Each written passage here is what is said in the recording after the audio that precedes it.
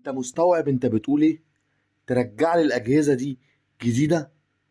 طب قول هتصلحهم، جايز، بس ترجعهم جداد ازاي؟ مستحيل طبعا.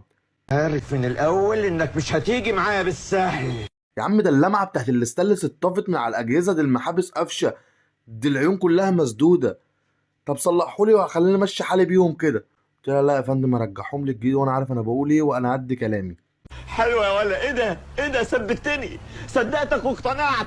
هايل. خدنا بقى الاجهزه دي على طول كده معانا المركز، وزي ما انتم شايفين دخلنا بيها المركز عشان هنرجعها جديده زي ما احنا وعدنا العميله. ودخلنا على الفرن تنظيف تنظيف، وبعد كده دخلنا على البلت ان اللي فوق، نظف نظف صلح صلح، واي حاجه بايظه كنا بنغيرها، والحاجه اللي تتصلح بنصلحها، وبما يرضي الله نتعامل مع العميل. وزي ما انتم شايفين كده مسكنا المحابس كلها ونضفنا الجهاز من جوه خالص، وبعد كده شغلنا الست شعل. وزي ما انتم شايفين كده كنا لازم نعمل تشيك اب على الغاز عشان ما يبقاش فيه اي تسريب غاز، ونسلم مش عايز قلق عشان داخلين على شغل جامد، ها؟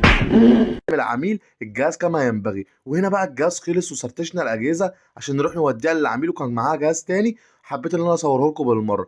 وزي ما انتم شايفين كده رحنا على طول عند العميل ركب ركب. وزي ما انتم شايفين بقى لمعه الاستانلس اختلفت، ونظره العميل ذات نفسها اختلفت. بقت نظرته للبوتاجاز نظره تانية خالص غير اللي كانت موجوده. يعني البوتاجاز ده رجع جديد احتراج بنت انت اتخضيه. بالفعل 100%. وبعد كده بقى شغلت له على غاز طبيعي وجربت له كل النار اللي في الجهاز. شاكرين قوي، ده 5 نجوم اللي بتعملوه ده والله. هو ده؟ ده هو ده؟